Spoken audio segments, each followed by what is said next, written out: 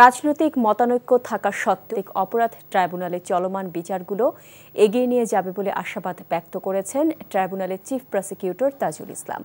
Dhaka institute of research and analytics ডায়রা আয়োজিত Bengal delta conference 2025-এর একটি অধিবেশনে অংশ নিয়ে তিনি এমন আশাবাদ ব্যক্ত করেন।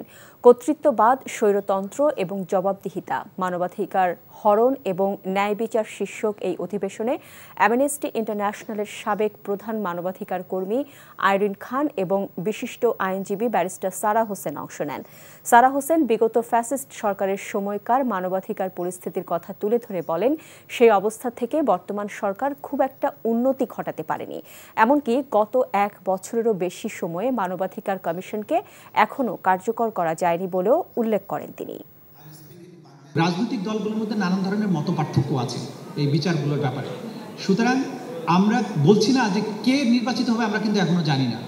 কে কি ধরনের কাজ করবেন সেটাও আমরা জানি না। আমরা শুধু এটা বলতে চাই যে নানান ধরনের মতানৈক্য আছে, কিন্তু জাতির জন্য বেস্ট হবে এইটা যে যারাই ক্ষমতায় আসবেন তারা যেন প্রপারলি এই বিচার প্রক্রিয়াটা এগিয়ে নেন। সেটাই হচ্ছে জাতীয় প্রত্যাশা এবং এটা ভিকটিম পরিবারের প্রত্যাশা।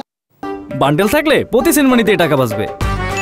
বিকাশ সেনমানি বান্ডেল কিনে জিতুন প্রতি লেনদেনে।